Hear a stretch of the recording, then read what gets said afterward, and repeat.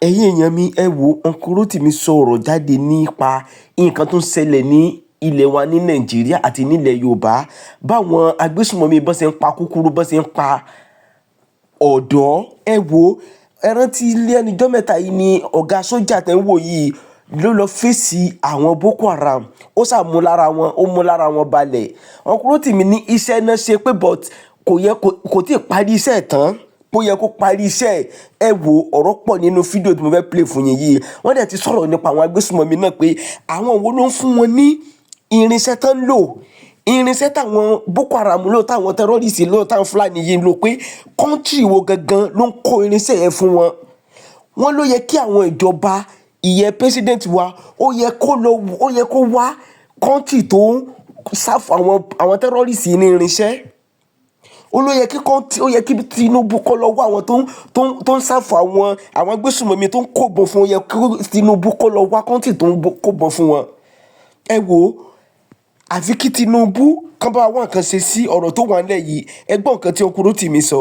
Nigerians and our leaders, they should see to electoral reformation, INEC reformation.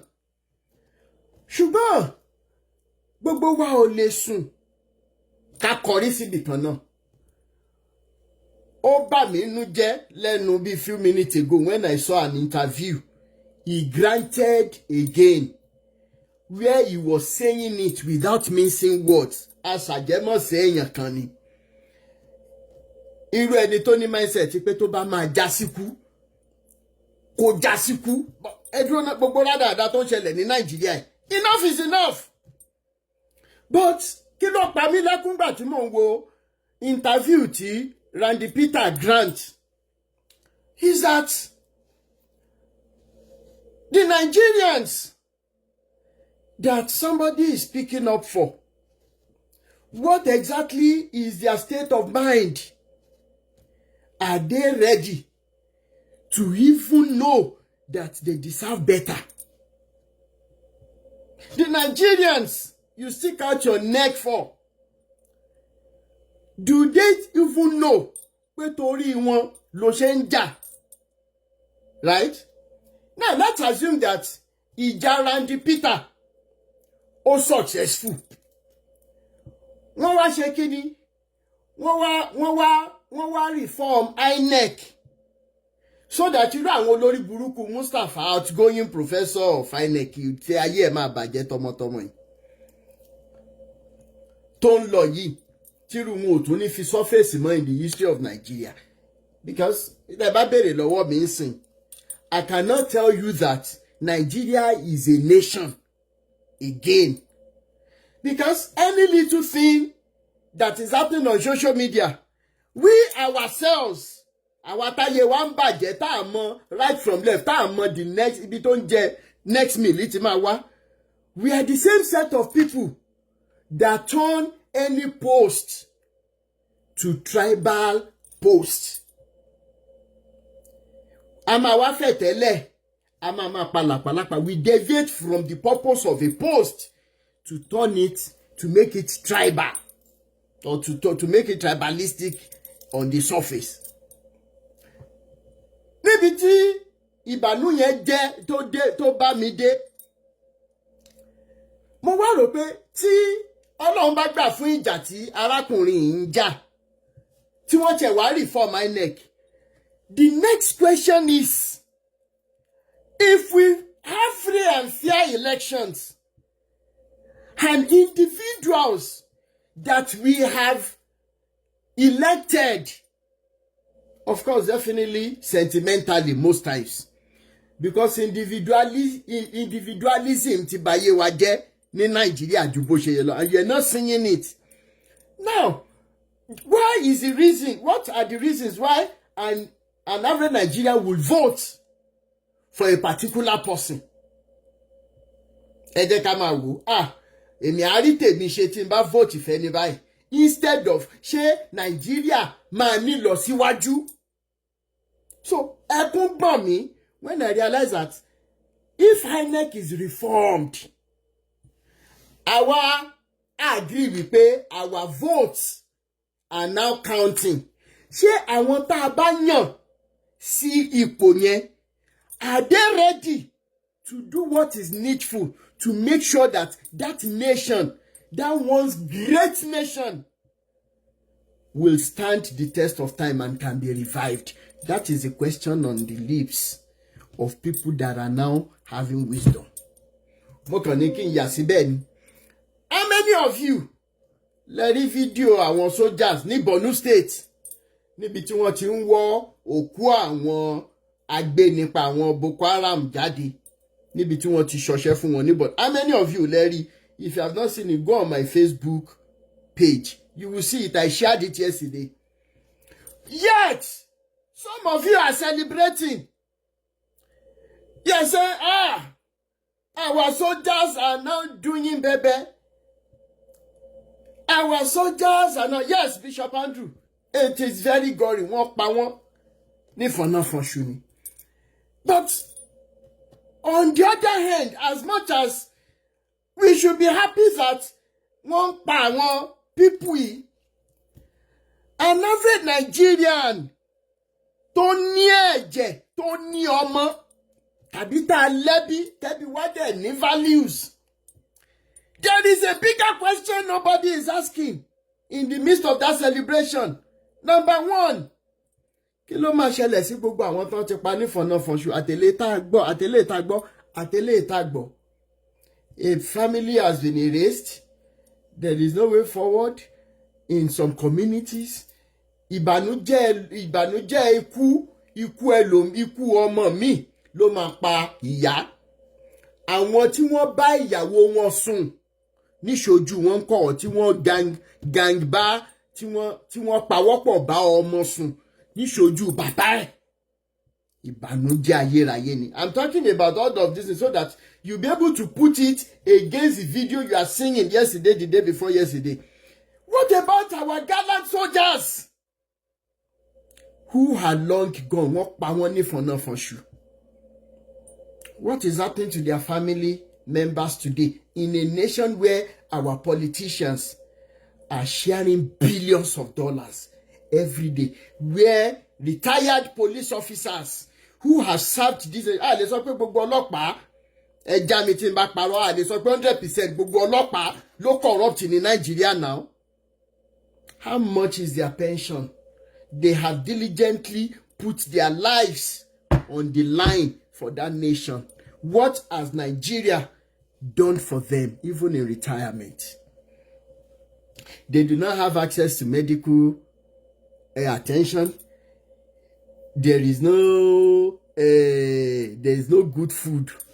Owó tí ń gbà, owó tí àwọn wèrè yìí láwọn ń sọ fún yas pension kò ká nǹkan kan. Ẹ̀yin ọlọ́pàá yìí náà dẹ̀ ni àwọn tó ń kó owó òlú, ẹ̀yin náà máa lò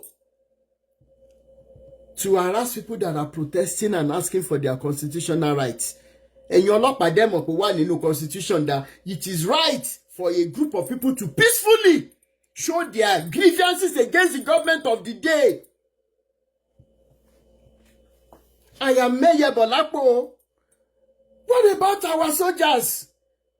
Ẹbí ẹlẹ́bí, bàbá, ọkọ lọ́kọ, ọmọ lọ́mọ tí wọ́n ti pàdánù, ìyàwó tí wọ́n ti pàdánù, yóòyà tí wọ́n ti pàdánù. And how were they unalived? The same Nigerian government will ask them, ó yẹ lọ síbẹ̀. Nínú Nigerian government yẹn náà lẹ ti máa rí àwọn tó máa sọ fún àwọn agbésùmọ̀mí pé ibi ìbàyí là ń rán wọn lọ, ẹ lọ ká wọn mọ́bẹ̀. From in tó ń fly out lórí social media. What about àwọn sójà tó release video tí wọ́n ní wípé they had a directive nínú government that they should not go after Boko Haram? Is that video tí mo ń sọ yìí, is it worth celebrating? We àti ìbẹ̀rẹ̀ wọ́n wá ń fi life waterkite. Now in the long run mo tún wá wò pé àwọn ọmọ tí wọ́n pa yìí, how have they used religion to mentally damage them to the extent that they feel they are doing the work of Allah? Ọmọ lọ́mọ ni wọ́n náà. Ìjọ kan náà bí wọn tí wọ́n ní wọ́n bí ọmọ tí wọ́n dẹ̀ ń ṣe àdúrà. we use religion to mentally damage these boys. Now, wọ́n pa wọ́n ní fọ̀nàfọ̀ ṣùgbọ́n àwọn náà ṣe pa àwọn ọmọ ọlọ́mọ, thinking that àwọn ń ṣiṣẹ́ Allah, and as they are unaliving people, they are saying Allah Akbar. Ẹ̀yin tẹ́ ẹ wá jẹ́ ọlọ́gbọ́n ní Nàìjíríà, ẹ jókòó síbẹ̀. Ẹlẹ́ ń ṣe ẹ̀sìn. Àwa kan wá ń fight wípé either it is right or wrong. Let's tackle this problem once and for all. What are the advantages that religions have added unto us as against truth, love, and humanity? Ǹjẹ́ tó bá jọmọ ẹ̀yin àfàlẹ̀ Yorùbá ni wọ́n ń gbé, ni wọ́n ń fà lẹ́yìn ìgbà tán ti fìbọn fọ́ orí wọn tán, bẹ́ẹ̀ ṣe ń wo àwọn ọmọ yẹn, ṣé ẹ sì máa sọ wípé Allahu Akbar? Will you do that? Will you say that? Ẹ̀yin pastors, ẹ má rò pé ó yọ yín sílẹ̀ o. Ọ̀nà tẹ́yìn náà ń gbà fi pa wá ní Nàìjíríà. Ẹ gbọ́ story bọ̀bọ̀ tí pastor lọ́wọ́ sí ikú ẹ̀gbẹ́ ẹ̀. Nigeria police dẹ̀ release a pastor yẹn on the ground wípé ààrẹ ò yá. The following Sunday, the pastor was in the church preaching Jesus to you Nigerians after having blood on his hands.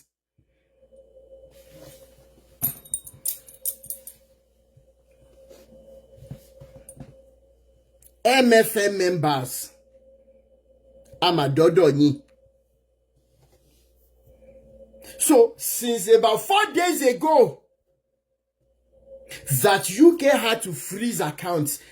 Ma sọ nǹkan kan ṣùgbọ́n tá bá sọ pé Olúkọ̀yà share testimony tá believe olórí burúkú yín máa ní touch not my anointed and do my prophet no. Ní ṣe oríire.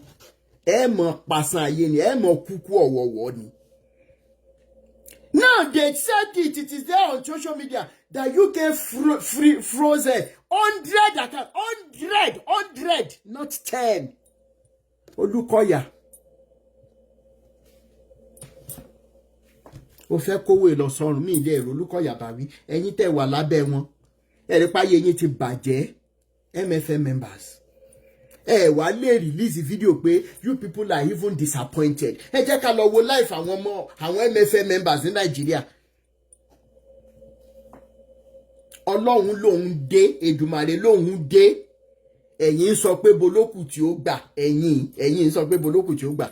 Bẹ́ẹ̀ bá ṣe ń dí ọ̀nà kan pé káṣírí yín má bàa tú ẹ̀yin pastors yìí. Bẹ́ẹ̀ lọ́nà márùn-ún lálẹ́.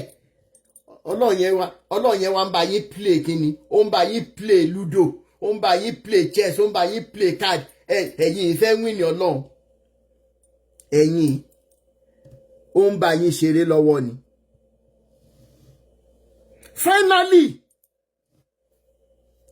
in a nation as Nigeria, where we have millions of professors, all of you started looking for the source of our problems. In a nation where master's degree holders have to write exams. Kí lorúkọ ìwé yẹn náà?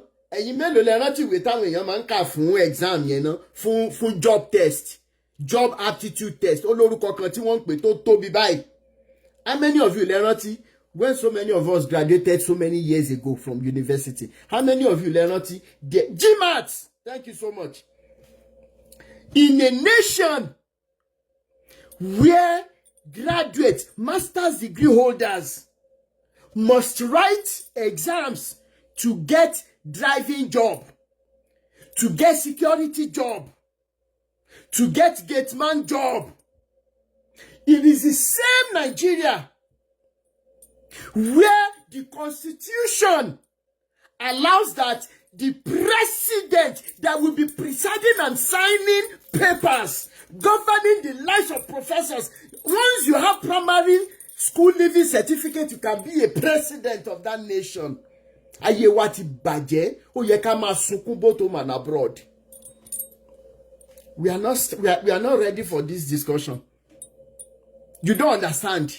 In a nation where thuggery, toutery, homonile syndrome, they are all elevated to such an extent that they even have offices in Abuja. And yet, graduates, when they enter some places, graduates must stand up to greet them. When you tell about the situation, tell constitution Nigeria to damage us. Ayé àwọn ọmọ yín ò ní dá ẹ̀ ní rí bá ti ṣe ẹ̀ ní rọ́nà gbígbà. Gbogbo ẹ̀yin tẹ́ wà ní judiciary sector bí judiciary dẹ̀ náà pé torí mi gbòyìnbó báyìí wọ́n ti gé mi létí lọ.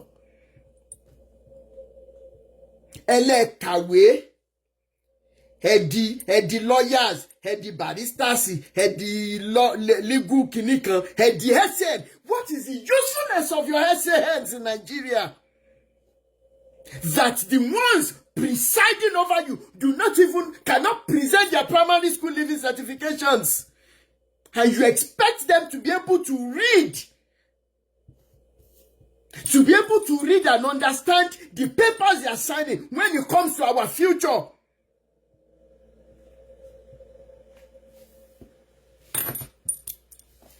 I am not ready for this direction today until Monday. How did we get here, guys? The medical sector today now have doctors who, when you explain what is happening to you, they now carry. How many of you learn with a man for MBBS exam here? Because I may not carry, thinking that I will study medicine and surgery. Can't only me be le gbóòórùn to le stand the ẹ̀jẹ̀. Gbóòórùn kí wá ló wá ṣe ń bí. Wọ́n fásìkò ẹ̀ ṣòfò. Ìwọ tó rẹ́jẹ̀ tó fẹ́ dákú tá ń resuscitate.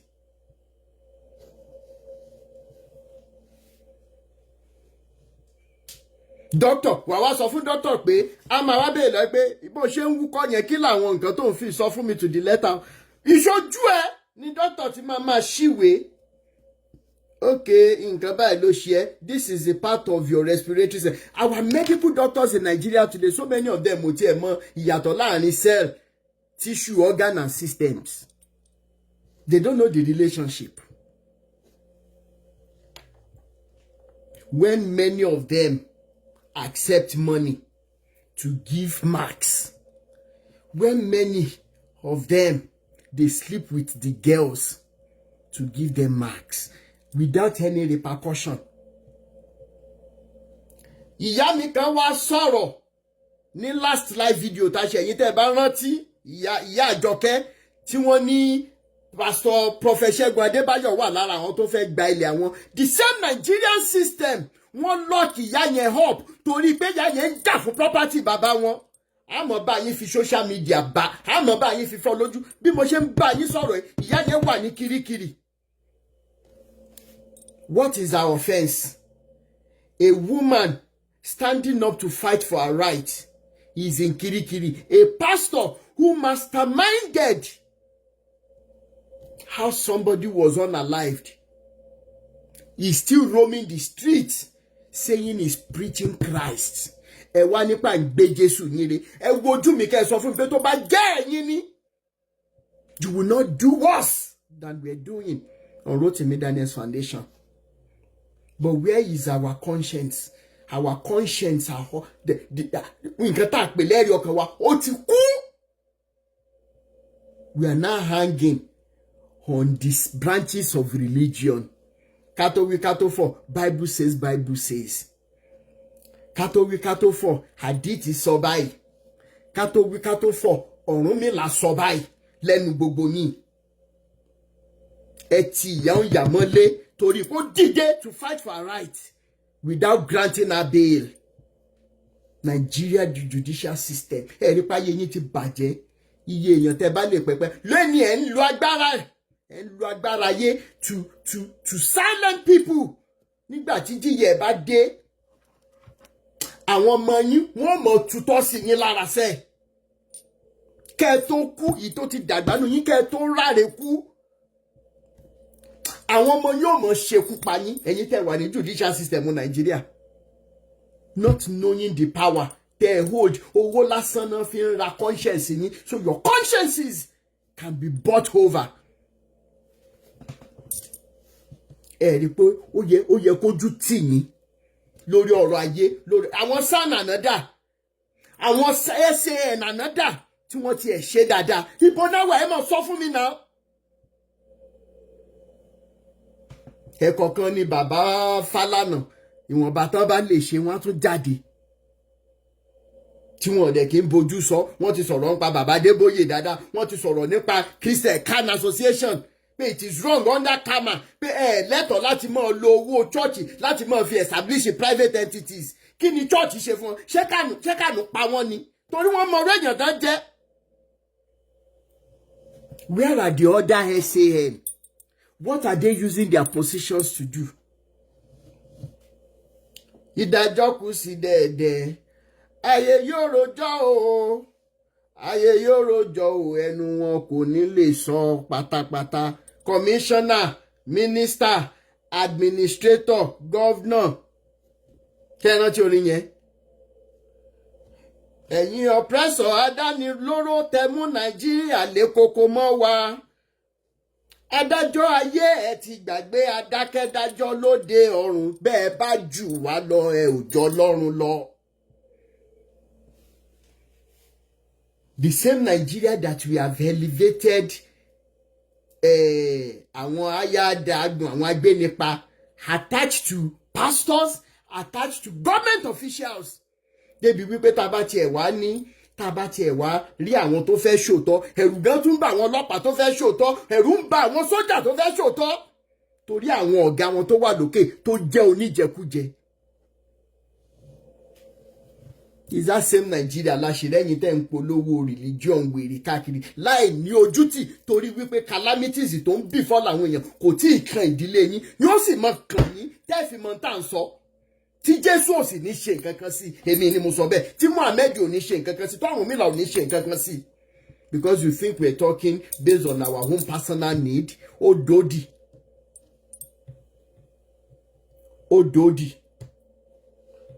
Now, arákùnrin tí ẹ̀ ń wò yìí ká lè tètè bọ́ ságbá mi ètò. Mo kàn fi yẹn paraphrase ní kẹ́ lè mọ̀ pé iná ń bẹ lóko lóńgẹ́, ewu ń bẹ lóko lóńgẹ́ gan fúnra ewu ni. What are you people talking about?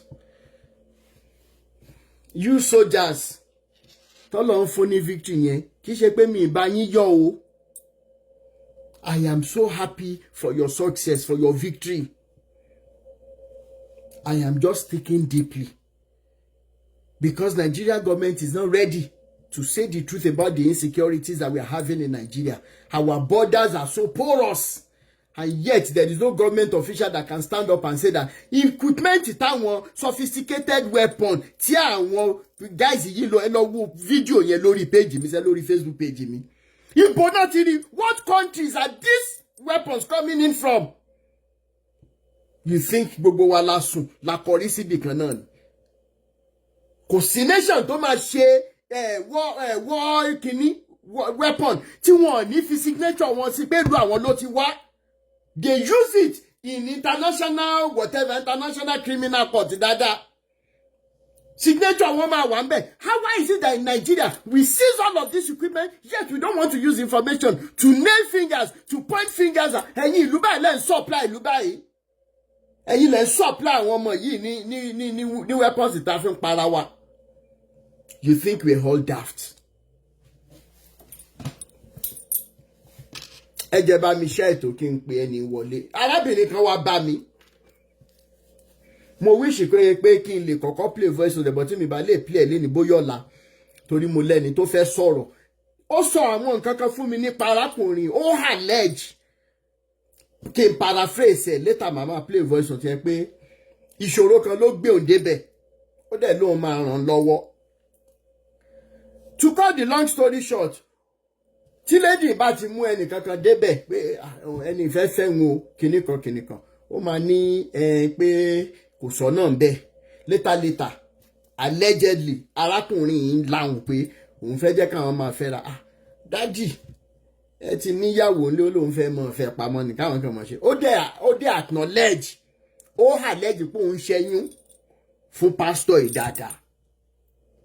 Ìṣòro wá di iṣu atayanyan because wọ́n sọ fún mi pé some other people would want to come out.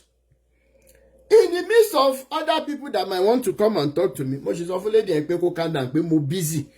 I have some other things. Tí mo ṣe gbogbo gbà yẹn ní ọ̀rọ̀ Olúwa lọ hot tó dẹ̀ tún ṣe máa padà hot bí mo ṣe ń promise yín. ṣùgbọ́n àní sá gbogbo aṣọ lóòrùn kò yé yín. Now bárakùnrin kan ṣe ẹni tó fún arábìnrin ní nọ́mbà mi pé awíkoko tí mo fẹ́ nọ́mbà ẹ̀ kì í wojú Uche kò dẹ̀ ní gbowó lọ́wọ́ ẹnì kankan. Inú mi dẹ̀ máa ń dùn tí n bá gbọ́ ọ̀rọ̀ yìí because tí ò bá jẹ́ ọ̀rọ̀ owó ẹlòmíì ìbá ṣe ju bó ti ṣe lọ kó tó di pé wọ́n fowó pa lẹ́nu mọ́. Èmi ìdẹ́lélẹ̀ conscience tèmi ò sí fún títà àtẹ̀yìn àtowó yín ayé yín máa bàjẹ́ papọ̀ ni. Bẹ́ẹ̀ ni. Now bárakùnrin ṣe wá bá mi wọ́n ní ṣe ti gbọ́ nǹkan kan báyìí ọmọ ni mélòó mo ń jókòó sórí social media iṣẹ́ mi le ju gbogbo èrè lọ ó yá bùnmi lọ́rọ̀ gbọ́. A wá gbé ọ̀rọ̀ tarábìnrin yẹn a gbé tìṣẹ́gbẹ́ kan torí wípé ti bọ̀bọ́ yìí náà ó tún lágbára. Màá mọ̀ pé wọlé títí lédì yẹn gbogbo bó ṣe ṣàlàyé tó ṣẹlẹ̀ láàrin òun àti bọ̀bọ́ yìí màá mọ̀ play ẹ̀ later ṣùgbọ́n torí pé bọ̀bọ́ yìí ṣe tán láti sọ̀rọ̀ ẹ jẹ́ kí n pè wọlé kó lè wá bá wa sọ̀rọ̀.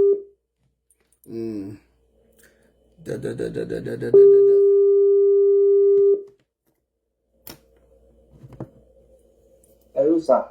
Hello báwo ni.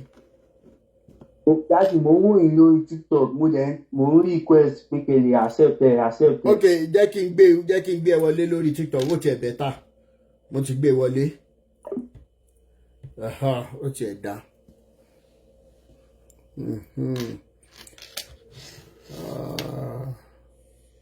Ẹ káalẹ́ sà Lati. Hello báwo ni offline. Fine sir. O lè sáré bá wa mú ọ̀rọ̀ yẹn báwo lo ṣe mọ prophet Àdúràgbèmí Victor kí dẹ̀ ló ṣẹlẹ̀ láàrin yín.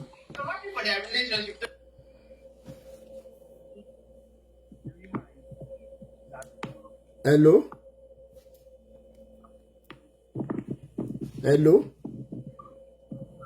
Sà mo ń gbọ́ yín sà. Mo ní báwo ló ṣe pàdé prophet Àdúràgbèmí Victor kí dẹ̀ ló ṣẹlẹ̀ láàrin yín báwo dẹ̀ ni ó ṣe ṣe pé tírélà gbà àárín yín jẹ́ ká gbọ́. Ok sà Lati. Ẹ ṣe tẹ́ fún mi ní àǹfààní àti sọ̀rọ̀ sà. So nǹkan tó ṣẹlẹ̀ ni pé nígbà tí mo relocate sí Laro iye. Bẹ́ẹ̀ni. Because ìgbà tí mo relocate sí Laro so mo ṣáà rí signpost church yẹn ṣá èmi mo wá pe nọ́mbà ẹ̀ fúnra mi pa ṣé mo lè máa wá sí church yẹn pé mo máa ń play bàtà because mo máa ń play bàtà mo máa ń play drum set. ṣé ò ń lo earpiece ni. mi lo earpiece àmì lo earpiece. Mi mọ̀ bóyá àwọn tó wà lórí YouTube ń gbọ́ àti Facebook ẹ jọ̀ọ́ ṣé ń gbọ́ ó dà ìgbà tẹ́ pé kọ́ yẹn ó lè mute eléyìí jẹ́ kí n pè é padà sórí WhatsApp wọ́n láwọn gbọ́ ti WhatsApp kọ̀ yẹn dáadáa mute eléyìí mute eléyìí. Okay, sir.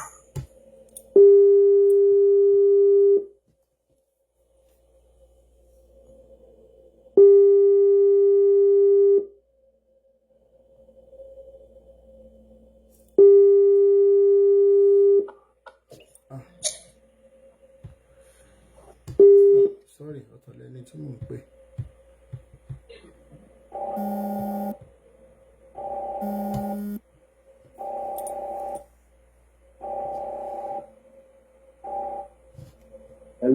Hello?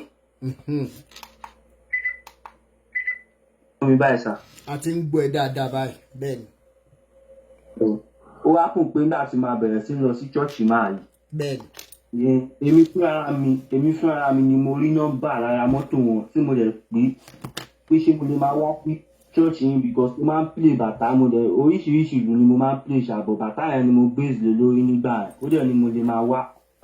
Ó yẹ yín èmi àti ìyàwó mi la jọ ń lọ sí ibẹ̀ nígbà tí mo dẹ̀ máa join church yẹn mo ń lọ normal mo ò gba salary as onílù àwọn instrumentalist tó kún wọn gba salary bọ̀ èmi ó wà nínú nǹkan táwọn wòlíì sọ fún mi pé kí n má máa gba ó ti bá ti lọ play ní church kọ̀ọ̀kan yín. Ìyàwó tó ń sọ yìí dúró irú èèyàn báyìí rí pé fúnra rẹ̀ ló fẹsẹ̀ rìn wá pé òun máa lùlù fún wa ó dẹ̀ ń lù kò gbowó kò ṣẹ́ nìsín. Ìyàwó ẹ yẹn hello ṣé ìyàwó ẹ yẹn ṣé ẹ ti fẹ́ra ń gbà yẹn àbí ẹ kàn sí ń ṣe boyfriend girlfriend or fiancé and fiancé.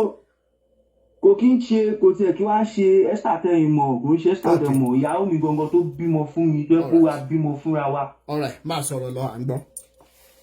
so aṣá ń bá lọ tó pé tó bá fẹ́ ṣèkórè màá ṣá most of everything máa dáwó máa ṣe anything oyin yín bẹ́ẹ̀ tó pé ó deadly tó pé anybody dẹ̀ nímọ̀ nínú church pé bóyá àmọ́ nǹkan tí mo ti ṣe sínú church yẹn gan drum set tó ń lò èmi ni mo rà síbẹ̀ tó pé mo kọ̀ ra wà pé kẹ́nìbọ̀dì kọ́ má lọ rí síyàn jù ó wá kùn pé ìjà kan ṣẹlẹ̀ láàrin àti ìyàwó mi lọ́jọ́ kan oye yín nígbà yẹn ṣe wá ṣẹlẹ̀ láàrin èmi àti ìyàwó mi nílé ìgbà tá a máa dé church mi kàn rí pé nǹkan tó ṣẹlẹ̀ ní ilé yẹn ni pásítọ̀ yẹn fi ṣe ìwàásù nígbà tá a máa délé padà mo bẹ̀rẹ̀ sí bàjá tó wà ṣóun wáìnì mi ṣó máa sọ fún mi pé ṣé pásítọ̀ yìí ń bá wa gbélé tó fi mọ nǹkan tó ń ṣẹlẹ̀ ní ilé ni aṣáàjà gan tó pé èèyàn tún lọ síbẹ̀ mo tún bẹ̀rẹ̀ mo lọ ra nǹkan fún ó ṣàwárà fún pé ìjọ tíjà tó rí máa ṣẹlẹ̀ ayẹkẹ́lẹ́ máa wò kíjà tó ṣẹlẹ̀ máa rí ti fún mi ní ewé àbámúdá pẹ̀lú ṣúgà setlus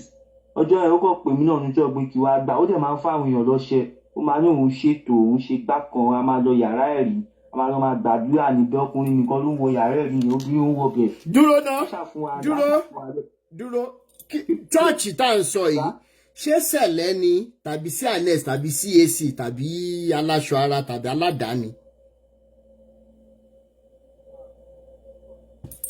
hello hello hello hello hello hello.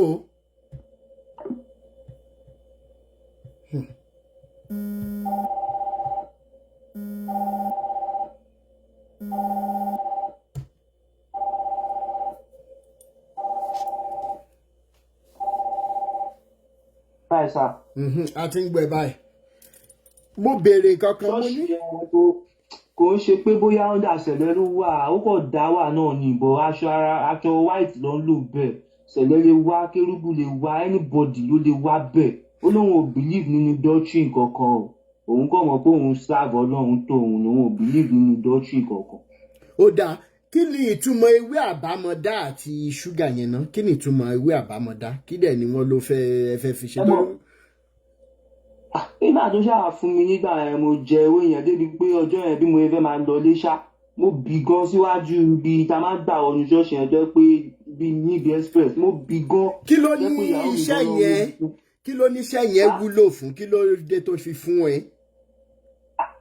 kò sọ iṣẹ́ tó jẹ́ Ọlọ́run kò sọ iṣẹ́ tó jẹ́ mọ̀ bíi pé dáàdi ṣọ́ọ̀ṣì èèyàn tí mo ti mú bí bàbá mi pé bàbá mi lélẹ̀. ó kàn dẹ̀ gbé pé òun fẹ́ fún ẹ léwé àti ṣúgà ó dẹ̀ gbà á bọ̀ kò sọ pé nǹkan tó ń fẹ́ fún ẹ lélẹ̀. ọlá pé ó ti máa ń fún wa ní ọṣẹ tẹ́lẹ̀tẹ́lẹ̀ tó pákọ̀ ní pé ká wá gba ọṣẹ tọ́lọ́run bá ti ṣèyanu ní ká máa fóun ní nǹkan. ẹ̀yin mélòó ló ṣe ọṣẹ fún ṣé gbogbo church member ṣé gbogbo church member ló máa ń fún lọ́ṣẹ àbó lẹ́yìn kan tó máa ń fún in particular.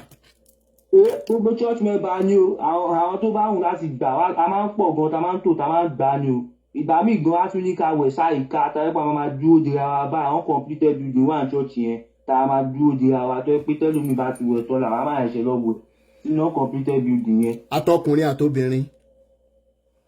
anybody tó bá ti gba ọṣẹ á lọ wẹ̀ á lọ bíṣùmù náà máa tó yẹ pé táwọn èèyàn bá ti occupy á máa lọ wẹ̀ sínú ibi yàrá completed building yẹn. máa sọ̀rọ̀ ẹ lọ.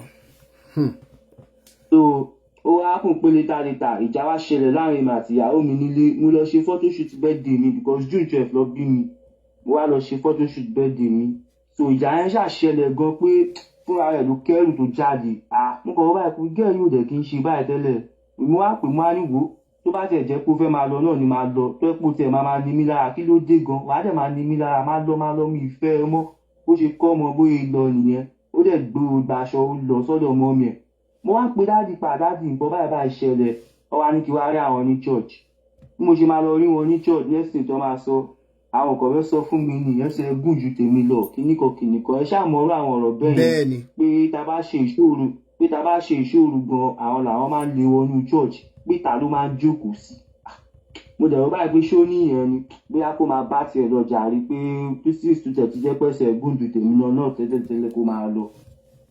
So a fún pé ìjà yẹn bó ṣe ń lọ ó tún wá mọ́lọ́pàá wá gbé mi nílé ìyẹn ìyàwó mi yẹn nǹkan tó dẹ̀ ṣe rí láyé ó wá fọlọ́pàá gbé mi nílé bó ṣe wá fọlọ́pàá mo ṣàpè dájú ṣọ́ọ̀ṣì pa báyìí ni gẹ́ẹ̀dù ṣe ọ ní ọlọ́run máa yanjú ẹ̀ kíní kan àwọn dẹ̀ pé o pé kó má fọlọ́pàá gbé mi o kó má ṣe gbá kan o ṣé kò gbọ́ràn sáwọn lẹ́nu nìyẹn ni grandma mi ṣàwà grandma mi àwọn ọlọ́pàá sọ pé mi lè dá bẹ́ẹ̀lì ara mi pé èèyàn ló máa bẹ́ẹ̀lì grandma mi ṣàwà láti ìjókòó ọ wá dúró èmi náà mo sọ owó tí mo fi bẹ́ẹ̀lì ara mi kúrò ńbẹ̀ ọ̀ṣà òun àti mọ́mì ẹ̀ wá lọ́jọ́ yẹn náà jẹ́ pé wọn ò sọ nǹkan ó tún sọ fún wọn pé ṣé mi sọ fún ẹ pé wọ inú bíbá ló ti máa ṣe ẹ̀wọ̀n ẹ ló ti máa ṣe kinní kan birthday mi on the 12 ó wá tì mí mọ́lé on the 10 ìwọ wàá ṣe birthday ẹ ní bíbá yìí wàá ṣe gbá kan ọlọ́run ṣáà jùlọ lọ́jọ́ yẹn ṣàwọn yẹn release mi pé kí n máa lọ because asthma patient mi báwọn yẹn ṣe rí pé mo ń ṣe nínú sẹ́ẹ̀lì gan wọ́n ṣe ní kí n máa lọ mo ṣáà lọ ìgbà tó wáyá bóyá let's say bí 2 months after tí mo wà ní church mo dẹ̀ tí èmi náà mo ti rí ọmọ kan church ẹ̀ jẹ́ pé mo rí pé ọmọ yẹn wà decent òun lẹ́sítà tẹ́ ń sọ ẹ̀ tí mo sọ fún yín tẹ́ ń béèrè lọ́wọ́ mi lẹ́ẹ̀kan. So ìgbà tí mo ṣáà máa bá ọmọ yẹn sọ because èmi ò fi bẹ́ẹ̀ mọ náà dá mo wá chat ọmọ yẹn lọ́jọ́ kan pé kó jọ kó wá bá mi dáná mo wá bọ́ ọmọ yẹn sọ ọmọ yẹn wá sọ fún mi pé dáàdì ló ń san owó skul òun o pé òun ò lè dá nǹkan ṣe lẹ́yìn dáàdì pé tí dáàdì bá fọwọ́ sí pé ká fẹ́ ra pé kò sí wàhálà ọjọ́ yẹn náà nínú àtọ̀rẹ́ mi kan dẹ̀ gbọ́kadà ọ̀rẹ́ mi à ń pè yẹn ní ṣókò ó gbọ́kadà fún wa ladies bike èmi ni mo wà á dẹ̀ lọ bá dáàdì ní church dáàdì dẹ̀ sọ fún wa pé ọmọ o mo wá sọ fún pa dáàdì òdòdó kan wà nínú ọgbà yín tí mo fẹ́ já náà wà ní òdòdó nìyẹn mo á ní ẹ́sítà wọ́n ní sọ́mọ àgbẹ̀ mo ní bẹ́ẹ̀ ọ̀nà ọmọ àwọn làwọn jọ máa ń dé àyíká ní ìgbàkan àwọn kan ìyẹn ṣáà lọ bẹ́ẹ̀ wá sọ fún mi pé date of birth òun ni mo tún wá dá orúkọ ẹ̀ fún ọ ó ní ẹ mo lè fẹ́ náà pé ìràwọ̀ wá bára wa lọ kìnnìkan bẹ́ẹ̀ yẹn sí ọ fọwọ́ sí pé kí n fẹ́ gẹ̀yẹn èmi àti gẹ̀yẹn lẹ́jọ́ wà pa òyà dáàdì ti fọwọ́ sí pé kájọ máa fẹ́ adébípọ́n sọ pé ọ̀rọ̀ dáàdì ẹ̀ ó kéré gan táwọn bá bá dáàdì ẹ̀ sọ̀rọ̀ nǹkan táwọn bá bá dáàdì ẹ̀ sọ tó máa gbọ́ pé kò pẹ́ rárá mo ṣáà pé nǹkan wá ń change fún mi gan fà kí ló ń ṣẹlẹ̀ àti lọ bá dáàdì máa fún wa lọ́ṣẹ pé ká lọ wọ ẹ̀ débi pé ìgbà tó rí kódà pé kinní yẹn fẹ́ yíwọ́ tán ó wá gbọ́ṣẹ́ kan fún mi nínú gbá ó so mọ́nú aṣọ white ó sọ pé tí bá ti ń rí ọṣẹ yẹn kò sí bí ìtọ̀ bá ṣe lè gbọ̀n mi tó kí n má tọ̀ o pé kí n so mọ́nú ọdúùpù mi pé tí bá fẹ́ lọ sí Èkó náà because láàárọ̀ mo wà nígbà tí bá fẹ́ lọ sí Èkó náà kí n gbé sínú báàgì mi kí n máa rí ọṣẹ yẹn bọ̀ kò sí bí ìtọ̀ bá ṣe lè gbọ̀n mi tó kí n má tọ̀ ibẹ̀ mo ṣáà ti ń fura ó yẹ ẹyẹ dẹ̀ mọ̀ pé tọ́lọ́run bá máa fojú aṣebíyàn náà ni mo rí ọṣẹ yẹn lálákọ̀ọ́kọ́ kò sí kankan mo rí ọṣẹ yẹn lẹ́lẹ́kejì ó dẹ̀ ti wọ́n mi pé kí òun tó jáde ni kí n máa wẹ ọṣẹ tóun gbé fún mi ẹ̀ ọjọ́ yẹn mo wá sùn gbàgbé ó yẹ yín mo yẹ sùn gbàgbé ilẹ̀ ti bọ́ ọ̀run ti yọ mo ṣàpọ̀ rí pé lọ́jọ́ yẹn ara mi bẹ̀rẹ̀ sí gbọ̀n orí ń fọ́ mi gan wọ́n bá pa kí ló ń ṣẹlẹ̀ pa tí ìbá ti rí ọṣẹ yìí nǹkan báyìí máa ń ṣẹlẹ̀ Esther ṣàbá mi sọ̀rọ̀ pé ẹ tún wẹ̀ lọ́la náà ẹ tètè jí kẹwẹ̀ ìgbà tí bá sọ pé mo rí ọṣẹ ẹni bọ́mọ ẹ ṣe sọ nǹkan kò ṣe mí again mo kàn bá conscience mi sọ̀rọ̀ pọ̀ gbẹ́ni wá àti bá tiẹ̀ máa kú kí n kú kí ló ṣẹlẹ̀ gangan ẹ̀kọ́ tẹ́lẹ̀ náà wọ́n ti máa ń pe máàrin ní ológun owó mo dẹ̀ fẹ́ dá òtí ẹ̀ pa kí ló dé náà mo bí àmọ́ṣẹ mi ò wẹ̀ ní ọjọ́ tó tẹ̀lé kíní ẹ̀ tún ṣe mí again mo ní àti bá máa kú ni kí n kú omi mi ò ní wẹ̀ ọṣẹ lè mọ́ṣẹ́ oye mo ṣáà gbàdúrà sọ́lọ́run débi pé gbogbo táìmù Ọlọ́run ló yọ mí jẹ́ pé dáàdì ọmọ yẹn náà fún mi ní oògùn ọ̀fà tí mo lò jẹ́ pé dáàdì ọmọ yẹn ò mọ̀ pọ́ fún mi lọ́ṣẹ ọmọ kankan o ìyẹn dáàdì Esther because àwọn ọlọ́run wa mọ́tò church ẹ̀ ó ní bus ó ní ọmọ bus tó bá fi ń kó àwọn èèyàn lọ́fẹ̀ẹ́ gbọ́ àkàn èyí so dáàdì yẹn ó ṣáà fún mi ní nǹkan ọ̀fà tí mo lò mo ṣáà pé ara mi balẹ̀ ọjọ́ kẹta tó máa tẹ̀lé báyìí mo kàn gbọ́ṣẹ yẹn mo lọ là mọ́lẹ̀ tó bá gbé mi débi tí mo gbé ọṣẹ yẹn sí inú àárín yóò block wàláì mo sì máa fà jáde ńbẹ̀ nínú aṣọ funfun tó wà mo sì máa fà jáde ńbẹ̀ tó bá gbé mi débẹ̀ nísinsìnyí máa fà jáde báyìí pé òun lélẹ̀ tó bá ní mo parọ́ mọ́ ẹ̀ ọṣẹ yẹn dúdú ni ó wà nínú black ó ní 150,000 lòun fi ṣe iṣẹ́ yẹn kó dẹ̀ lè gbọ́ṣẹ yẹn fún mi ó ti ń fẹ́ kí n wá sílé òun mo dẹ̀ sọ pé mi ìwà pé mi lè wá sílé wọn pé mi lè wá lé wọn láyọ̀bọ̀ ilé wọn wà láyọ̀bọ̀ mo ní mi lè wá lẹ́tà ìjà kan wá ṣẹlẹ̀ láàrin ó wá fún pé gbogbo táì tí àwọn mi lọ tí tension yẹn wà lára mi tára mi ò yá ó ní gẹ́ọ̀ kan tó ń ṣe nurse ní church yẹn àti Mary la máa ń pè ọ̀rẹ́ mi ló introduce ẹ̀ sí mi ọ̀rẹ́ mi ṣókò yẹn ó wá treat mi lọ́jọ́ yẹn ní next thing tó wá ń béèrè ìyàwó mi ẹ̀dẹ̀mọ̀ mo kàn come out fún pàǹtí èmi àti ìyàwó mi jà nǹkan tó fa sickness yẹn náà sí mi lára lédè next thing tó máa wọnú bedroom ó lóun fẹ́ tọ̀ mo dẹ̀ júwe bedroom mi fún tó máa bọ́ta ọkọ̀ bọ́ta wá pẹ̀lú ìròyìn wọ́n á wọ apáǹtí ẹ̀jẹ̀ má bínú kí ni èjì ni ó ní 32 àbí 33 pẹ̀lú múlẹ̀ ẹ̀ senior mi náà next thing tí gẹ́rẹ́ máa sọ pa ẹni lórí òní fìlà o táwọn bá tẹ̀ jẹ́ páwọn làwọn wà ní because ó wọ apartment lórí bó ṣe náà pàṣẹ láwọn làwọn wà ní Nipa ṣé obìnrin kan tó yẹ pé Ọlọ́run ti bùkún ẹ̀ tó ń tún wá ń ṣe báyìí kíní kan mú náà sí mi ò lè fẹ́ ẹni tó jù mí lọ something like that tó yẹ pé ó fẹ́ máa seduce mi lọ́jọ́ yẹn mi ṣáàgbà ìgbà tí mo wá ń fẹ́ sà ó wá ń bá ẹ sàjà débi pé nínú chọ́ọ̀chì bẹ́ẹ̀ nínú àwọn wòlíì tó wà bẹ́ẹ̀ yẹn mú orúkọ mi lọ bá kan náà àwọn wòlíì yẹn pé àbúrò òun kọ́ gbọ́kọ lọ́wọ́ òun pé kó máa ṣàdúrà òdìlé mi lórí láì mọ̀ pé ní ẹ gan kò mọ orúkọ tí wọ́n fóun yẹn gbà orúkọ mi ni ẹni ẹ náà wòlíì yẹn gbà tó máa jẹ́wọ́ fún mi tá Esther tó wọ́pọ̀ ẹni tó ń ṣe báyìí báyìí sọ wọn ò mọ̀ para àwọn ní àyàn burúkú.